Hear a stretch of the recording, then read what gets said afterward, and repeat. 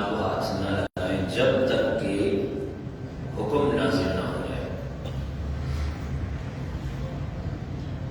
چنانچہ وہ سارا مال یوں ہی محفوظ رکھ دیا گیا۔ کچھ عرصے کے بعد اللہ تبارک و تعالیٰ کی طرف سے ایک آیت مبارکہ نازل ہوئی، یوصیکم اللہ فی اولادکم للذکر مثل حظ الانثیین۔ یہ آیت نبی صلی اللہ علیہ وسلم اور اس کے مرحوم تھے، ان کے مال کو اسی انداز سے تقسیم کیا کہ بیوہ کا 8واں حصہ، بیٹیوں کے 2/3 حصے،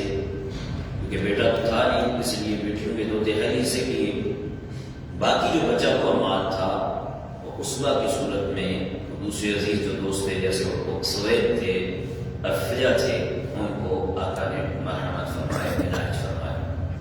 تو یوں سمجھ لیں کہ اس مال کے 24 حصے کیے اور ایک جو حصہ تھا 24 حصوں میں سے 3 حصے ام کہا کو دیے، 16 حصے 3 بیٹیوں کو دیے اور باقی 5 حصے دونوں کے 4 بھائیوں کو آپ کریم علیہ السلام نے تقسیم کیے۔ تو یہ اس کا شان نزول تھا۔ اب آئیے آیت کی دوبارہ تلاوت و ترجمہ و تفسیر کرتے ہیں۔ فرمایا وَإِذَا لِلرِّجَالِ نَصِيبٌ مِّمَّا تَرَكَ الْوَالِدَانِ وَالْأَقْرَبُونَ وَلِلنِّسَاءِ نَصِيبٌ مِّمَّا تَرَكَ الْوَالِدَانِ وَالْأَقْرَبُونَ مِمَّا قَلَّ مِنْهُ أَوْ كَثُرَ نَصِيبًا مَّفْرُوضًا۔ فرمایا کہ مردوں کے لیے اس مال میں سے جو وراثت کا حصہ ہے جو ماں باپ اور رشتہ دار چھوڑ گئے، اور عورتوں کے لیے بھی اس مال کا حصہ جو ماں باپ اور رشتہ دار چھوڑ گئے، مال وراثت تھوڑا ہو یا زیادہ اللہ کا مقرر کیا ہوا حصہ بنایا ہے۔ یعنی زمانہ جاہلیت میں جو عورتوں اور بچوں کو وراثت سے حصہ نہ دیتے تھے، اس آیت میں اس رسم کو باطل قرار دیا، اور اس لیے معلوم ہوا کہ بیٹے کو میراث دینا اور بیٹی کو نہ دینا یہ صحیح ظلم ہے۔ اسی لیے حضور نے فرمایا کہ بھائی آپ کو یہ ظلم کرنے کا کس نے اختیار کیا، آپ نے کیوں ظلم کیا؟ یہ صحیح ظلم ہے اور قرآن کی خلاف ہے۔ دونوں میراث کے حقدار ہیں، اور اسلام میں عورتوں کے حقوق کی اہمیت اس بات سے ثابت ہوتی ہے کہ وہ بچیاں تھیں، وہ لڑکیاں تھیں، لیکن حضور علیہ السلام کے پاس جب یہ مسئلہ پہنچا تو اللہ تبارک و تعالیٰ نے آپ کے جو سامنے مسئلہ پیش آیا اس مسئلے کو حل کرنے کے لیے حل کر دیا آیات قرآنی کے ذریعے۔ خلاصہ تفصیل اس طرح ہے کہ خطہ عرب میں صدیوں سے شراب نوشی، بیوگان کے اور یتیموں کے مال مارنا،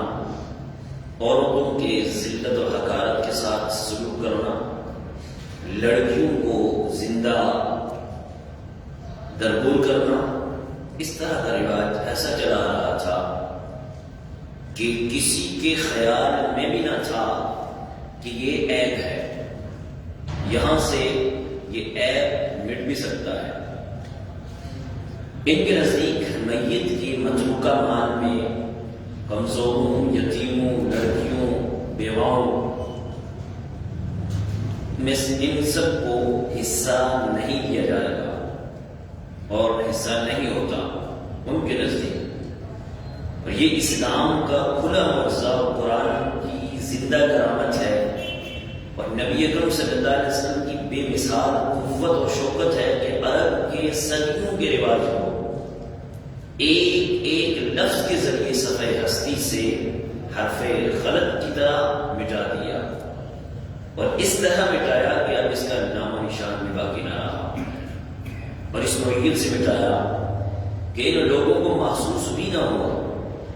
تقسیم میراث میں بے قاعدگی اور ان لوگوں کی طبیعت میں جو جم چکی تھی، اس لیے پہلے تو اس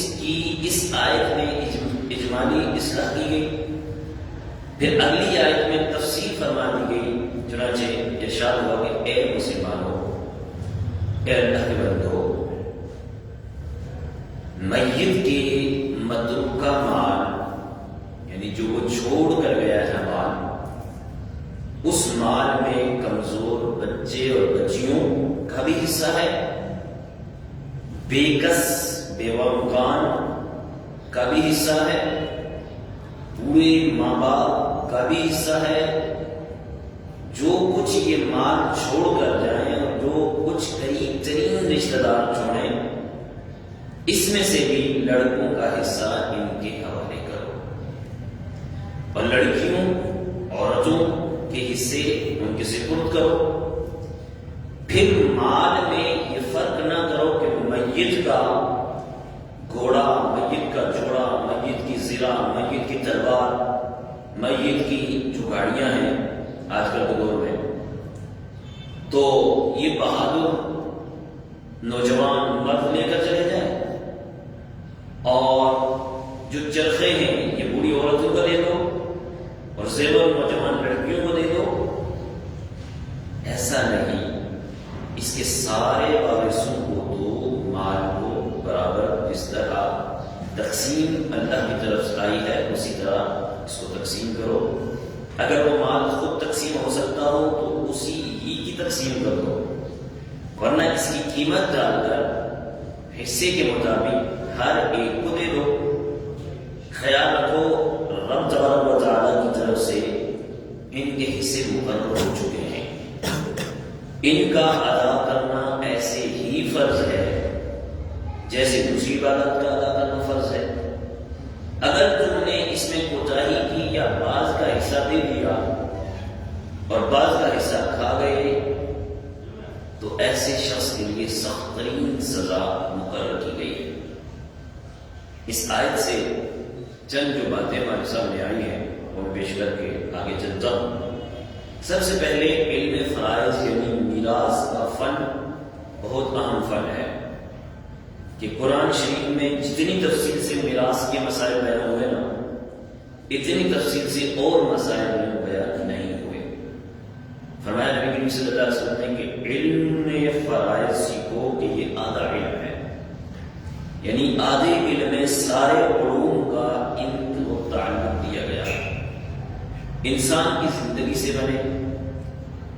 اور آدھے علم میں اکیلا علم فرائض کہ اس کا تعلق انسان کی موت سے ہے، یعنی جو سارا علم ہے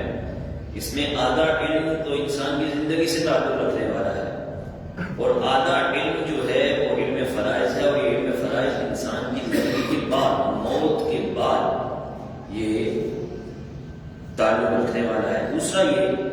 کہ میراث کے حصے، نماز کی رکعتیں، زکوٰۃ کی مقدار انسانی عقل سے بالا تر ہے، ان میں عقل کا دخل نہیں ہے، جو سرکاری حکم ہو گیا وہی صحیح۔ میراث کا حصہ رشتے کی بنا پر ملتا ہے، نہ کہ قوت اور شجاعت، نہ کہ ضعف و کمزوری کی وجہ سے۔ اگر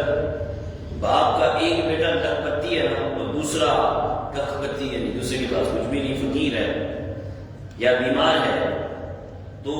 نہ تو سارا حصہ مالدار کو ملے گا اور نہ سارا حصہ اس فقیر کو ملے گا، یعنی قوت دیکھ کر بھی نہیں ملے گا، ضعف اور کمزوری دیکھ کر بھی نہیں ملے گا، بلکہ دونوں کو برابر حصہ ملے گا۔ للرجال نصیب مما ترک الوالدان، پھر آگے فرمائے یوصیکم اللہ فی اولادکم للذکر مثل حظ الانثیین، کروڑ پتی بھی ہوگا تو للذکر مثل حظ الانثیین، اور یوصیکم اللہ فی اولادکم للذکر مثل حظ الانثیین، اور وہ کمزور بھی ہوگا، غریب بھی ہوگا، فقیر بھی ہوگا، تو اسی آیت مقدسہ کے تحت آ رہا ہے۔ میرے مولا کہنا حضرت کا ماحول بھی نہیں فرما دے، اگر دین رائے کے مطابق ہوتا، رائے پر ہوتا نا، تو پھر تمہیں بیٹے کی بنسبت دگنا حصہ دیتا، کیونکہ وہ بے کس ہے، وہ بیچاری ہے، وہ مجبور ہے، وہ دوسرے کے منہ کو تکتی رہتی ہے، وہ دوسرے کے گھر چلی جائے گی، تو میں پھر اس کو زیادہ دیتا، کیونکہ بیٹا تو خود مختار ہے۔ یوں ہی موزے کے تلوے کے اوپر نصب کرنے کا ہمیں حکم ہے، تو میں اگر دین کو اپنی رائے کے مطابق لے کر چلتا تو پھر میری رائے تو یہ تھی کہ تلوے کے تلوا زمین کے ساتھ ٹچ ہوتا ہے، تو میں پھر موزے کے اوپر نصے کا حکم نہ دیتا، میں موزے کے نیچے ہی نہیں، پاؤں کے تلوے کا حکم دیتا کہ یہاں پر نصب کرو۔ تو کہا ایسا نہیں ہے، اپنی رائے کے مطابق نہیں چلتا، شریعت مصطفیٰ کریم علیہ السلام کی ہے، جو آقا کریم نے فرمایا ہے وہ اللہ کا حکم ہے، ان کے پاس انہوں نے وہ فرمایا ہے۔ پھر فرمایا کہ قریب کے رشتہ دار میں ہوتے ہوئے بھی دور کے رشتہ دار محروم ہوگا، جیسا کہ وَالْأَقْرَبُونَ کی تفسیر میں ہے۔ لہذا بیٹے کے ہوتے ہوئے پوتا پوتی محروم ہے، بیٹی کے ہوتے ہوئے نواسا نواسی محروم ہے۔ یعنی یوں نہیں کہا جائے گا کہ بیٹا موجود ہے تو بیٹے کو نہ دیا جائے اور پوتے کو دے دیا جائے، اسی طرح بیٹی موجود ہے تو بیٹی کو نہ دیا جائے اور نواسی کو دے دیا جائے، تو ایسا نہیں۔ اگر بیٹا بیٹی ہے تو ان کو دیا جائے گا، اور اگر بیٹا بیٹی نہیں ہے تو پھر پوتے کی طرف یا نواسی کی طرف اسے جائے گا۔ اسی طرح بیویوں اور بیٹیوں کا بھی میت کے مال میں سے اسی طرح حصہ ہے جیسے بیٹوں اور دوسرے قریب کے قرابت داروں کے لیے ہے۔ اسی طرح میت کا مال تھوڑا ہو یا زیادہ، ہتھیار ہو یا کسی ہنر کے اوزار، سب میں سب وارثوں کو بقدر حقوق حصے ملیں گے۔ ذی فرض اور عصبہ وارثوں کی طرح ذی رحم وارث بھی حصہ پائیں گے۔ لہذا بھانجا بھانجی نواسے پھپھی بھتیجے کا بھی میراث میں حصہ ہے، مگر چونکہ ان کا رشتہ میت سے قدر کمزور ہے اس لیے ترتیب میں یہ پیچھے ہیں۔ حضرت زید ابن ثابت اور دیگر صحابہ کرام علیہ رضوان کا یہی مذہب اور یہی امام اعظم ابو حنیفہ رضی اللہ تعالیٰ عنہ کا قول ہے۔ دیگر ائمہ ذوی الارحام کو وارث نہیں مانتے، مگر قول امام اعظم قوی ہے۔ یہ آیت کریمہ انہیں کی تائید کرتی ہے، انہیں کے قول کی تائید کرتی ہے، کیونکہ یہ لوگ بھی میت سے اقرب ہیں۔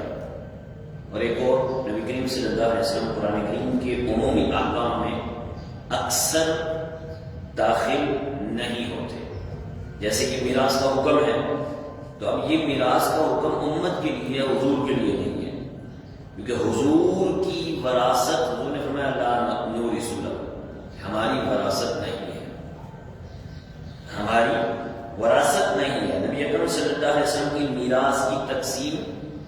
اسی آیت کی وجہ سے نہیں ہوئی کہ نبیوں کی وراثت نہیں ہوتی، وہ بیت المال ہوتا ہے یا صدقہ ہوتا ہے۔ یہ تفصیل کے ساتھ آپ علماء سے سنتے آ رہے ہیں۔ اسی وجہ سے جو باب فدق والا مسئلہ تھا، باب فدق والا مسئلہ بھی اسی آیت مقدسہ کے تحت تھا۔ حضور کی حدیث مبارکہ صریح حدیث تھی کہ نبیوں کی وراثت مال نہیں ہوتا، جو وہ چھوڑ کر جاتے ہیں وہ صدقہ ہوتا ہے۔ حضور نبی کریم صلی اللہ علیہ وسلم کی میراث کی تقسیم نہ کی، بلکہ املاک کو اوقاف مانا گیا۔ انہی آیت مقدسہ کے تحت حضور اکرم صلی اللہ علیہ وسلم کا سارا مال متروک مال وقف ہے، جس کا کوئی وارث نہیں، اسی لیے آپ کی قبر اندر آپ کے مکان شریف میں بنائی گئی۔ دوسرا کوئی شخص اپنے گھر میں دفن نہیں ہو سکتا، کیونکہ وہ جو مکان ہوتا ہے وہ مکان مملوک ہو جاتا ہے، وہ دوسروں کی ملک میں چلا جاتا ہے، وہ دوسروں کی وراثت میں چلا جاتا ہے۔ اور مقبرہ وقف جو لوگ حضور اکرم صلی اللہ علیہ وسلم کی میراث کی تقسیم کے قائل نہیں، انہیں حضور صلی اللہ علیہ وسلم کا روزہ اکثر ناجائز ماننا پڑے گا، کہ ایسا کوئی مسلمان کر ہی نہیں سکتا۔ اسی لیے خلفائے راشدین نے، جن میں مولا کائنات حضرت علی کرم اللہ وجہہ الکریم بھی ہیں، حضور انور صلی اللہ علیہ وسلم کی میراث تقسیم نہ کی، بلکہ آپ نے اس کو، جو آپ کی میراث تھی، اس کو اوقاف میں دے دیا، یعنی مال وراثت نہیں بلکہ مال وقف کو کیا گیا۔ دوسرا، قانون کا بیان قانون کے ساتھ ہونا ضروری نہیں ہو سکتا کہ قانون کچھ پہلے بنے مگر اس کی تشریح کچھ عرصے بعد ہو۔ دیکھو میراث کا یہ قانون تو پہلے بن گیا تھا، مگر اس کی تشریح اور وارثوں کے حصے کا تعین کچھ بعد میں ہوا۔ اسی طرح نماز معراج کی رات فرض ہوئی، مگر اس کا بیان زمین پر تشریف لانے کے بعد ہوا۔ تو بہرحال اسلام نے عورتوں کو عزت دی، عورتوں کو وراثت دی، عورتوں کو رسپیکٹ دی، یہ اسلام نے ہی دی ہے، کسی اور نے آج تک نہ دی ہے، نہ دے سکتا ہے۔ یہ اسلام کا ہی حسن ہے۔ 8 مارچ کو کچھ جو مغرب زدہ لوگ ہوتے ہیں وہ پلے کارڈ لے کے کھڑے ہو جاتے ہیں کہ جی ہمیں آزادی دی جائے، تو ان عقل کے اندو کو پتہ نہیں ہے کہ پہلے تو درگور کر دی جاتی تھی زندہ، تجھے زندگی حضور نے دی ہے، پہلے تجھے وراثت سے کوئی مال نہیں دیا جاتا تھا، تجھے وراثت سے مال میرے حضور نے دیا ہے، تجھے زندہ زمین کے اندر گڑا جاتا تھا، تجھے زندگی حضور نے دی ہے، اسلام نے دی ہے، تجھے مال نہیں دیا جاتا تھا، تو بیوہ ہوتی تھی تو تجھے بیوہ ہونے کی صورت میں پوری زندگی ایسے ہی چھوڑ دیا جاتا تھا، بلکہ یہاں تک کہ بعض تو ایسے ہوتے تھے کہ جو ان کی سوتیلی ماں ہوتی تھی وہ مال کی وجہ سے وہ اپنے ہی نکاح میں لے لیتے تھے، ذرا تو چلی جا، پھر اس آزادی کو مانگ رہی ہے تو پھر اسی آزادی میں چلی جا، بیوہ ہوگی تو تیرا ہی سوتیلا بیٹا تیرے ساتھ نکاح کرے گا، تجھے مال سے کچھ نہیں ملے گا، تجھے میراث سے کچھ نہیں ملے گا، تجھے جو نکاح ہوتا ہے، نکاح میں جو مہر دیا جاتا ہے وہ اسلام ہی نے مہر مقرر کیا ہے، ورنہ زمانے جاہلیت میں کون سا مہر تھا؟ جس آزادی کی تم بات کر رہی ہو، یہ آزادی کس چیز کی ہے؟ یہی آزادی ہے جو اسلام نے تمہیں دی ہے کہ تم اپنی زندگی جی رہو، جی کر رہو، عزت سے جیو، ذلت سے نہیں۔ تم تو ذلت اور رسوائی میں تھے، تمہیں تو گھسیٹا جاتا تھا، تمہیں تو بھانگا جاتا تھا، تمہاری تو کوئی اوقات ہی نہیں تھی اسلام سے پہلے۔ یہ اسلام ہی تھا جس نے تمہیں زندگی دی، یہ اسلام ہی تھا، یہ اسلام ہی ہے جس نے تمہیں عزت دی، اور آج اسلام کے خلاف اس طرح کی مہم چلانا یہ حقیقتاً اسلام کے خلاف ہی مہم ہے، اور یہ اسلام ہی کے خلاف نہیں، یہ تم اپنے خلاف کر رہی ہو۔ یہ اس طرح کی آزادی مانگنا مطلب کیا ہوا کہ ہمیں آزاد کر دو، ہم اپنی مرضی سے جس مرضی کے ساتھ اٹھ کے چلے جائیں، ہم اپنی مرضی سے جنگلی بیڑیوں کے چنگل میں چلے جائیں۔ تمہیں اس وقت وہ چپٹی جو باتیں نظر آ رہی ہیں نا، یہ تمہاری عزت والی باتیں نہیں ہیں، یہ تمہیں ذلیل اور رسوا کرنے والی باتیں ہیں۔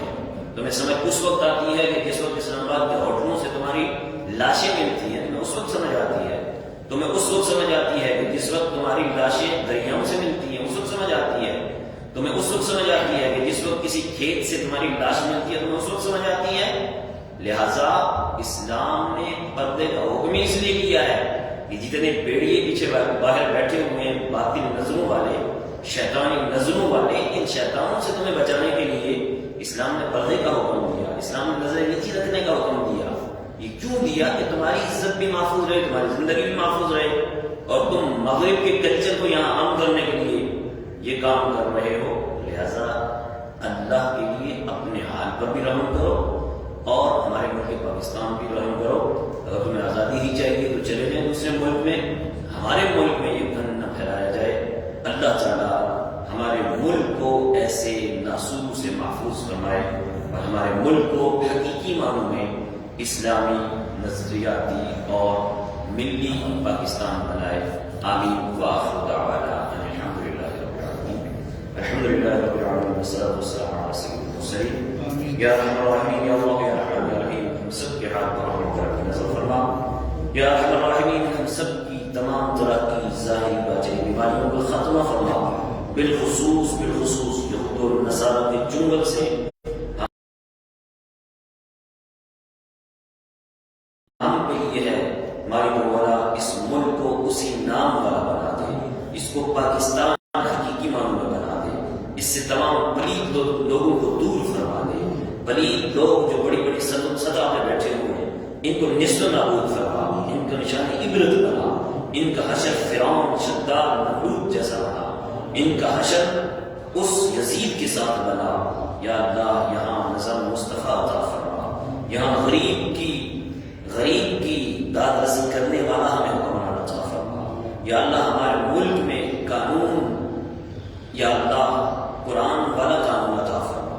یا اللہ غیروں کا، برٹش کا جو قانون یہاں نافذ کیا جا رہا ہے، یا اللہ اس سے ہمیں چھٹکارا عطا فرما۔ یا اللہ 27 رمضان کو، 14 اگست کو جو تو نے آزاد ملک ہمیں عطا کیا، آزاد ظاہر تو ہو گیا، اس وقت تک ذہنی غلام ہمارے پاس موجود ہیں، ذہنی غلاموں کو بھی آزادی عطا فرما۔ یا اللہ پاک ہماری معیشت کو جن نے ڈبو دیا ہے، سودی کی لین دین کے ذریعے ان کو نیست و نابود فرما، ہماری معیشت کو بحال فرما دے، ہمارے ملک کو ترقی عطا فرما دے، امن کا گہوارہ بنا دے، دہشت گردوں سے محفوظ فرما دے، دہشت گردوں کو تباہ فرما دے۔ اللهم اجعل الاسلام والمسلمين، اللهم ذل الكفر والكافرين والهنود واليهود والنصارى والمشركين والملحدين، اللهم شتت شملهم، اللهم غرب جمعهم، اللهم دمر يا رب يا رب فلسطین کو آزاد فرما، کشمیر کو آزاد فرما، غزہ میں انت مسلمانوں کی مدد فرما، غزہ کے زخموں کی شفا عطا فرما، غزہ کی نبی عطا فرما، غزہ کے جاہلین کی خیری مدد فرما، نبی کے ذریعے مدد فرما، فرشتوں کے ذریعے مدد فرما۔ اے بدر پر کے مقام پر آقا کریم کی اس قافلے کی مدد کرنے والے مالک، آج غزہ کے مجاہدین کی مدد کا وقت ہے، اسی مدد کا صدقہ ان کی خاص مدد عطا فرما۔ اے اللہ، بدر میں کافروں کو، ظالموں کو جس طرح تم نے نیست و نابود کیا، نشان عبرت بنایا، اسی طرح صہیونی یہودیوں کو آج بھی نشان عبرت بنا۔ صہیونی یہودیوں کا ساتھ دینے والے مسلم ہو یا نان مسلم ہو، ان سب کو اسی طرح نشان عبرت بنا دے۔ اے اللہ، ایک مرتبہ پھر فتح مبین کا واسطہ دیتے ہیں، ہمیں غزہ میں فتح مبین عطا فرما۔ وفوض امری اللہ ان اللہ بصیر بالعباد، وصلی اللہ